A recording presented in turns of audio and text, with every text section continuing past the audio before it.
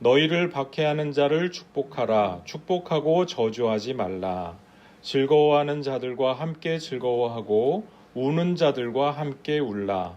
서로 마음을 같이하며 높은 데 마음을 두지 말고 도리어 낮은 데 처하며 스스로 지혜 있는 채 하지 말라. 아무에게도 악을 악으로 갚지 말고 모든 사람 앞에서 선한 일을 도모하라. 할 수 있거든 너희로서는 모든 사람과 더불어 화목하라. 내 사랑하는 자들아, 너희가 친히 원수를 갚지 말고 하나님의 진노하심에 맡기라. 기록되었으되 원수 갚는 것이 내게 있으니 내가 갚으리라고 주께서 말씀하시니라. 내 원수가 줄이거든 먹이고 목마르거든 마시게 하라. 그리함으로 네가 숯불을 그 머리에 쌓아 놓으리라. 악에게 지지 말고 선으로 악을 이기라. 아멘. 자, 오늘 본문 14절 너희를 박해하는 자를 축복하라. 축복하고 저주하지 말라. 이렇게 기록이 되어 있습니다. 당시에 로마 교회는 고통스러운 박해를 경험하고 있었는데요. 어떤 박해인가 하니 유대인들이 교회가 있는 곳이라면은 축자사자 막 따라다니면서 이 사람들을 잡아서 죽이고 그리고 괴롭히고 이러면서 이것이야말로 하나님의 정의다. 이제 이렇게 굳게 믿고 있었던 것이죠.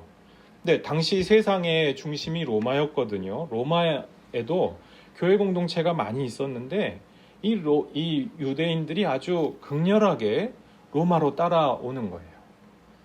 그래서 로마에서 수많은 그리스도인들이 있으니까 또 수많은 유대인들이 죄다 모여들어가지고 막 괴롭히고 잡아 죽이고 사회의 소요 사태를 일으켰습니다. 그래서 로마 사회가 막 혼란에 빠지는 거예요. 그래서 로마 제국의 당국자들이 이 소요 사태를 계속 보면서 이제 결단을 한 거죠. 그래서 주후 49년 당시에 당시 황제가 클라우디우스 황제라고 하는 분인데 이 사람이 그냥 지켜보다가 못해가지고 더 이상 참지 못하고 유대인들을 전부 로마에서 추방해 버립니다. 문제는 누가 일으켰습니까? 축자사자 따라다니는 유대인들이 문제를 일으켰다고 할 수 있겠죠. 그런데 로마에서 이 유대교 사람들만 추방한 것이 아니었어요. 모든 유대인들은 다 로마에서 나가라 그래 버린 거예요. 그러니까 유대교 사람들만 나가게 된 것이 아니고 유대 그리스도인들까지 다 추방당해 버린 것입니다. 자, 박해자인 유대인들은요, 이 유대교 사람들은 짐 싸들고 쫓아다니면서 괴롭힌 사람들 아닙니까? 그러니까 자기 집은 유대 본토에 있는 것이죠. 그런데 이 로마의 그리스도인들은 어떻습니까? 자기 집이 어디죠? 로마인 것이죠, 로마. 로마에서 자기 삶의 터전을 잡고 정착하면서 살아가고 있는 바로 그 유대 그리스도인들까지 다 쫓겨나 버린 것입니다. 유대 본토가 원래 자기 집이고 와서 괴롭힌 사람들은 다시 그냥 본토로 돌아가면 되는데 로마가 자기 집인 사람들은 지금 집에서 쫓겨나 버린 셈이 됐어요. 갑자기 떠나라니까 이 경제적인 피해가 얼마나 심하겠습니까? 또 로마에서 맺은 모든 인간관계, 이 모든 것도 다 타격을 입는 것이죠. 인적인 피해, 물적인 피해가 이루 말을 할 수가 없었던 것이죠. 또 갑자기 떠나야 되는 것 아닙니까? 그러니까 물질적인 피해, 인적 피해만이 아니고요. 개인이 몸이 안 좋을 수가 있잖아요. 몸이 아프거나 뭐 병이 들거나 다치거나 그랬을 경우에 그래도 떠나야 됐던 것이거든요. 그러니까 그 와중에 죽기도 했을 거라는 것입니다. 또 유대 그리스도인들의 이 전도로 로마에 있는 많은 이방인들도 함께 믿음 생활을 하게 되었어요. 근데 이 믿음 생활을 하게 된 이방 그리스도인들도요, 자기들을 믿음으로 이렇게 이끌어 주었던 유대 그리스도인들이 이렇게 추방을 당하게 되니까 더불어 곤란해졌겠죠. 믿음 생활하는데 갑자기 붕 떠버린 거예요. 누가 이렇게 안내해주고 이끌어주고 이거는 이런 겁니다라고 일러줄 사람이 갑자기 없어져 버린 것이죠. 그리고 이제 교회 예배 장소로서 모이던 그런 큰 건물이라든지 또 이 유대인들의 재산이라든지 이런 것까지 그냥 다 남겨놓고 황급하게 떠나야 됐다는 얘기입니다. 이렇게 재산도 남겨져 있죠. 건물도 크게 남겨져 있죠. 그럼 어떤 일이 일어나겠습니까? 무법천지가 되기가 쉽겠죠. 약탈자들이 와서 이 재산을 강탈하고 이런 경우가 있을 텐데 그 이방 그리스도인들이 이제 로마에서 자기 그 유대 그리스도인 교우들의 재산과 집을 보호해 주려다가 또 죽거나 다치는 일들도 충분히 있었을 거라고 그렇게 예상할 수가 있어요. 어쨌든 이 일은 굉장히 커다란 타격이었죠. 로마에 있는 그리스도인들한테. 근데 그로부터 5년 뒤에 큰 사건이 터졌어요. 이 클라우디우스 황제가 갑자기 죽게 된 거예요. 어떻게 죽게 됐느냐? 이 완전히 막장 드라마인데요. 자기 부인 아그리피나라고 하는 자기 부인한테 독사를 당해버립니다. 이 아그리피나가 누구의 엄마냐면은 네로의 엄마였어요. 그래서 이 아들을 황제로 앉히는데요. 네로가 황제로 앉을 때만 해도 상당히 선정을 베풀고 똑똑하고 나쁘지 않은 그런 임금이었다고 합니다. 그래서 네로가 황제로 앉고 나서 요새 표현으로 치면은 국민 대통합 차원에서 이제 추방당했던 유대인들을 다시 로마로 불러들였던 것이죠. 어찌어찌 유대 그리스도인들이 다시 로마로 들어왔어요. 다시 돌아오기는 했는데 이게 아직도 힘든 그 상처가 남아있을 것 아닙니까? 유대 교회 공동체가 아직 뒤숭숭하고 힘든 상황이었죠. 또 돌아온다고 해서 바로 그동안 헤어졌던 사람들이 다 만나게 되는 그런 상황이 아니잖아요. 그러니까 만나고 싶은데 못 만나는 경우, 또 죽어서 생리별하게 되는 경우, 별의별 상황이 다 있었을 거라는 거예요. 그래서 이 로마 교회 공동체 입장에서는 박해자와 당국자에 대해서 얼마나 억울하고 한이 사무쳤겠습니까? 그러니까 이제 이런 것들이 오늘 사도 바울이 14절 이하에서 이 권면하는 말씀의 배경이 됩니다. 오늘 14절 말씀에서 말씀했지요? 너희를 박해하는 자들을 저주하지 말라는 거예요. 축복하라는 것입니다. 그래서 세상 풍조를 따르자면, 인지상정대로 따르자면 복수의 칼을 갈게 되고 원한이 막 이렇게 깊어져서 그런 일들이 일어나지 않았겠습니까? 그런데 복음을 받은 자라면 그럴 수가 없다는 거예요. 그렇지 않다는 것입니다. 박해자들의 회개를 위해서 기도하고 또 복을 빌어주라, 이렇게 지금 말씀하고 있다는 것입니다. 또 저 무도하게 권력을 휘둘러서 인적 물적 피해, 고귀한 생명을 앗아가게까지 한 이 로마 제국의 폭정에 대해서도 이 제국이 죄악으로 무너지지 않고 잘 설 수 있도록 기도로 후원해 주어라. 이제 13장에 가면 이 주제가 나오는데요. 그 로마 제국도 따지고 보면 정말 원수 같은 존재인 거예요. 그런데 이 원수를 위해서 오히려 더 기도하고 기도로서 후원해 주라, 이렇게 당부하는 말씀입니다. 자, 15절 말씀 다시 한번 읽어보겠습니다. 15절입니다. 시작. 즐거워하는 자들과 함께 즐거워하고 우는 자들과 함께 울라, 그랬습니다. 어지러운 세상이 되다 보니까 사람들 마음이 혼란하고 불안했죠. 그래서 당대 이 그리스 로마 세계에는요, 스토아 사상이 유행했는데요. 아파테이아, 연민과 번뇌가 없는 상태, 그런 상태가 최고다, 이렇게 이제 사람들이 스토아 사상에서 가르치니까 이것을 굉장히 환영하고 받아들인 것이죠. 그러니까 세상에 대해서 연민하고 불쌍히 여기고 이런 거 다 부질 없다는 거예요. 그냥 내가 마음의 평정만 잘 지키면 돼. 내가 마음의 안정이 중요하지. 남들 불쌍히 여기는 거 그런 거 다 부질 없어라고 사람들이 믿고 싶어 했다는 것입니다. 또 아타락시아라고 하는 그런 사상이 있는데요. 타라소라고 하는 동사가, 헬라어 동사가 이렇게 흔들리는 것을 뜻하는 말이거든요. 아는 없다는 뜻입니다. 그러니까 흔들림 없다. 마음에 흔들림 없고 동요가 없고 혼돈이 없는 상태, 이게 최고야. 또 이렇게 가르치는데요. 동요와 혼돈이 될 만한 모든 세상 것들, 거기에 대해서는 신경 다 꺼. 세상을 떠나자. 이 얘기를 하니까 이제 사람들이 막 좋아하고, 그리고 환영하면서 좋아하게 이렇게 받아들였습니다. 그리스도인은 출발점이 그렇지가 않아요. 세상에 대해서 신경 끄고 나 혼자만 마음이 편안하고 평안하면 된다? 그럴 수가 없죠. 왜 그렇습니까? 예수님의 순환이 우리 구원의 출발이고 우리 믿음의 출발 아니겠습니까? 독생자 예수님의 순환을 통해서 하나님께서 세상을 향한 당신의 사랑을 확증하셨다.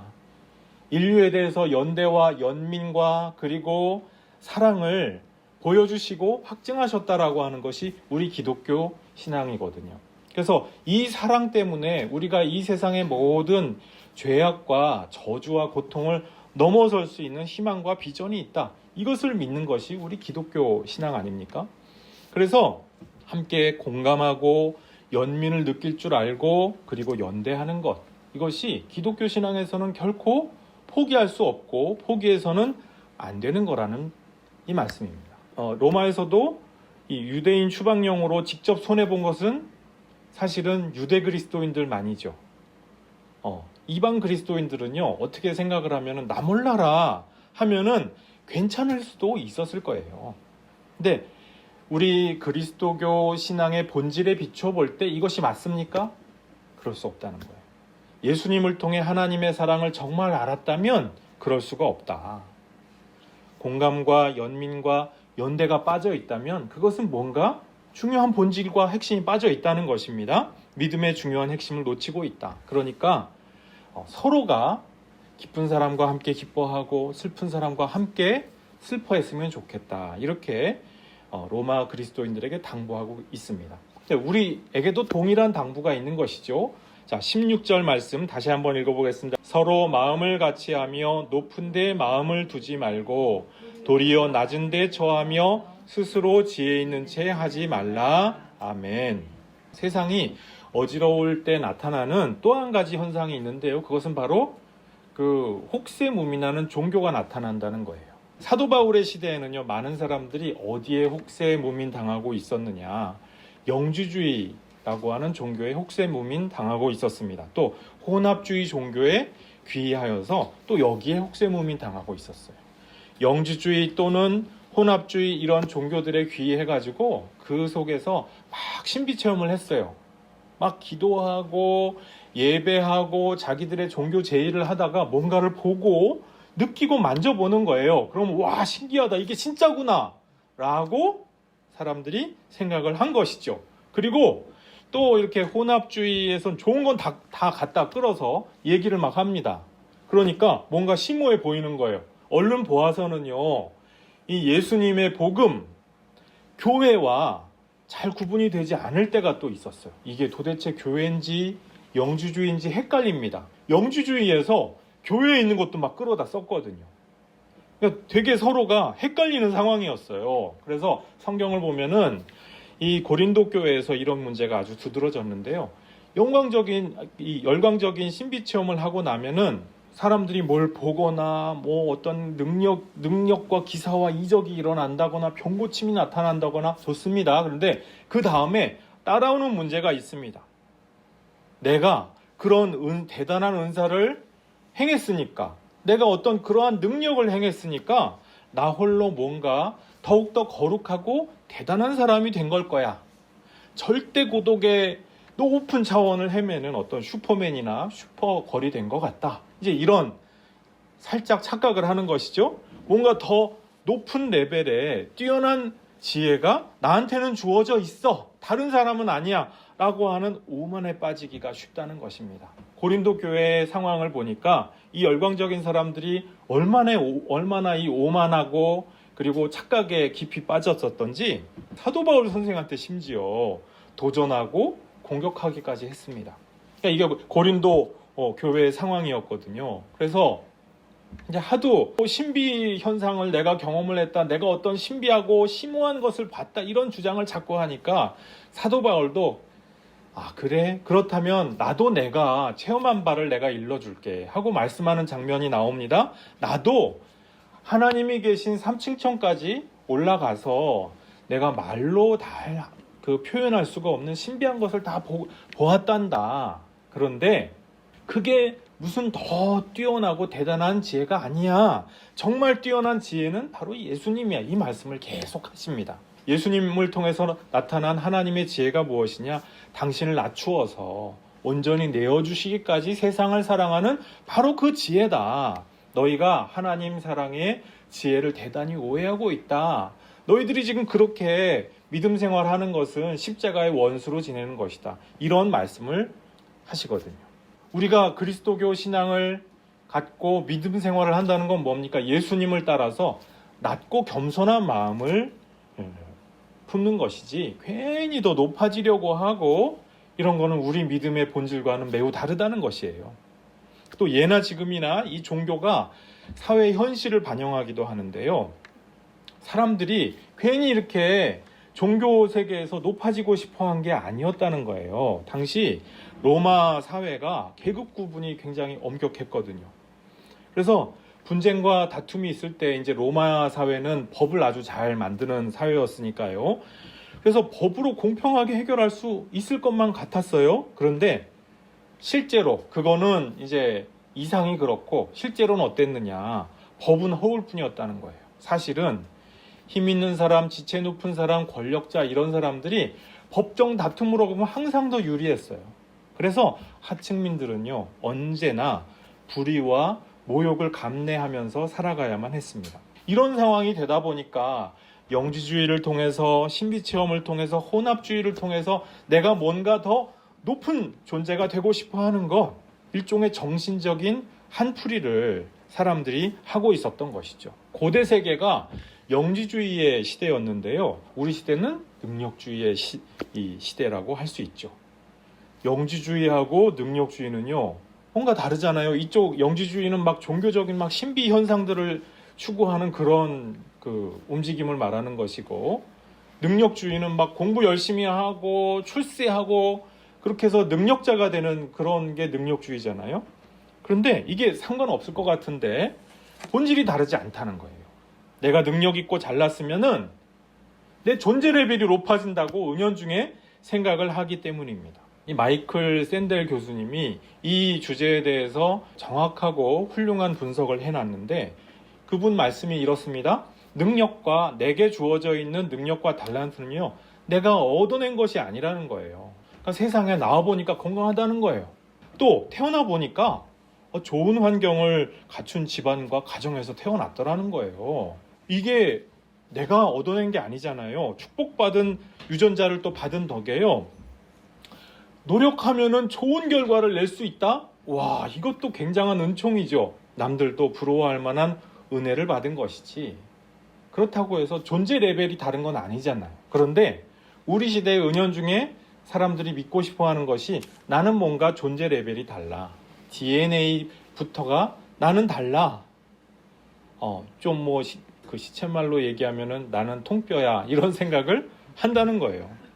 그리고 나는 뭔가 정신적인 귀족이야 라는 생각을 하는 것이죠. 나는 전문가고 나는 천재이기 때문에 쟤들이 얘기하는 것에는 나는 동의해 줄 수가 없어. 나는 그런 얘기는 들을 수가 없어. 그런데 우리 그리스도교 신앙은 본질상 이와 같은 정신적 귀족주의에는 동조하지 않는다는 거예요. 존재 레벨이 높은 사람이 있고 낮은 사람이 있어서 그 사람들이 어떻게든 같이 지내야 된다 이것이 아니고요. 마음을 다 같이 함께 하라는 거예요. 성령 하나님께서 각양각색의 은사를 우리 각자에게 다양하게 부어주셨는데 그 서로 다른 은사를 통해서 또 서로 다른 기회와 달란트를 통해서 서로가 모여서 더 큰, 더 충만하고 더 커다란 위대한 하나님의 은총을 배워가라. 이것이 하나님의 뜻이기 때문에 그렇습니다. 17절입니다. 시작. 아무에게도 악을 악으로 갚지 말고 모든 사람 앞에서 선한 일을 도모하라. 21절 읽어보겠습니다. 시작. 지지 말고 선으로 악을 이기라. 이런 말이 있습니다.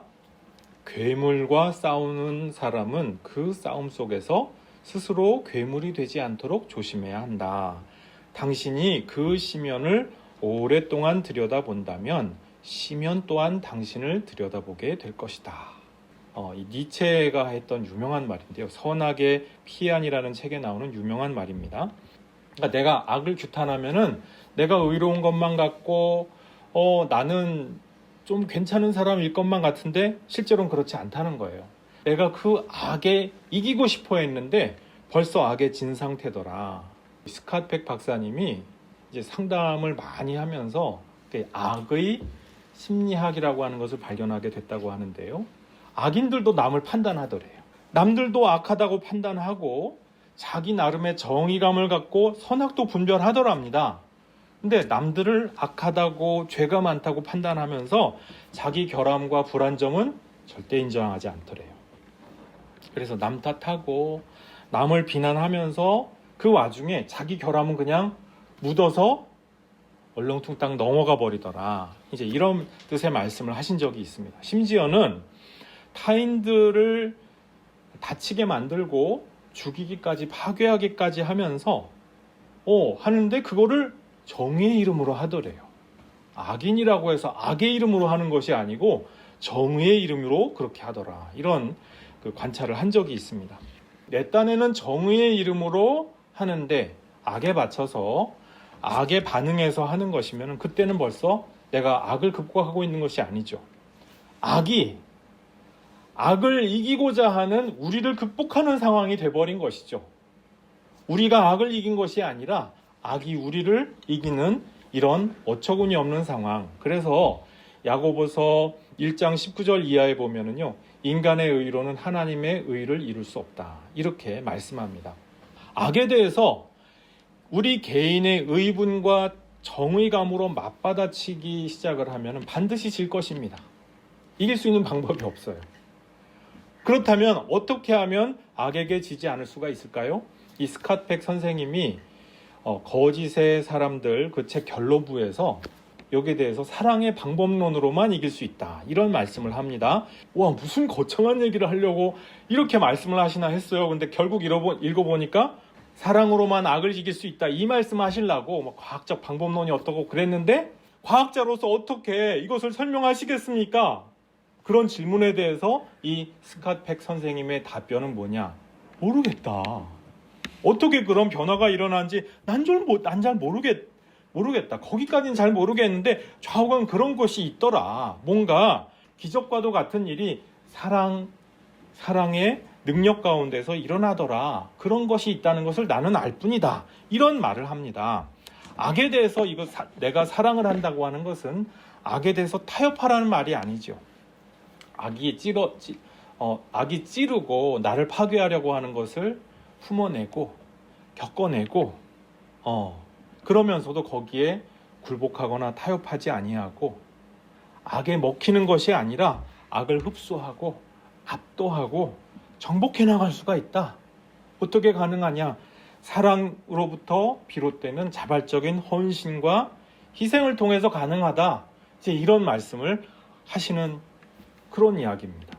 선으로 악을 이기라. 우리가 어떻게 선으로 악을 이깁니까? 내가 악을 상대하는데 내가 악으로 떨어지지 말라는 법이 어디 있어요? 근데 내가 하나님께서 예수님을 통하여서 우리에게 계시하여 주시고 확증하여 주신 그 선, 하나님의 의, 이것을 굳게 붙들고자 애를 쓰면서 악 앞에서 여기에 굴복하지 않고자 한다면은 여기에서 작은 기적들이 나타난다고 하는 것입니다. 이 믿음을 우리가 굳게 붙들고 사랑으로 나아간다면 결국에는 사랑의 승리도 있을 것이라는 것입니다. 사랑과 자비와 환대와 기도, 이러한 것으로 날마다 나아갈 때 하나님께서는 우리에게 반드시 사랑의 기적을 우리에게 베풀어 주실 것입니다. 이와 같은 약속이 오늘 우리에게도 동일하게 있음을 믿으시기를 주님의 이름으로 축복합니다. 기도하시겠습니다. 아버지 하나님, 감사합니다. 우리에게 선으로 악을 이기라고 하는 그와 같은 사명 주셨습니다. 주님, 우리가 선으로 악을 이기고자 할 때 우리 안에 있는 여러 가지 죄와 악의 모습들, 그리고 여러 가지 죄악의 조건들, 그러한 것들 가운데에서 우리가 쓰러지고 넘어지곤 합니다. 우리를 불쌍히 여겨주옵소서. 우리 가운데에서 악에 굴복하지 아니하고 선의 방법을 통하여서 작은 승리부터 먼저 거두어 나갈 수 있도록 도와주옵소서. 사랑과 자비와 환대와 기도와 연민과 그리고 연대와 이 모든 사랑의 방법을 통하여서 사랑의 기적을 일궈 나갈 수 있는 복된 성도들 모두 될 수 있도록 우리에게 은혜 내려 주옵소서. 감사드리옵고 예수님 이름으로 기도드리옵나이다. 아멘.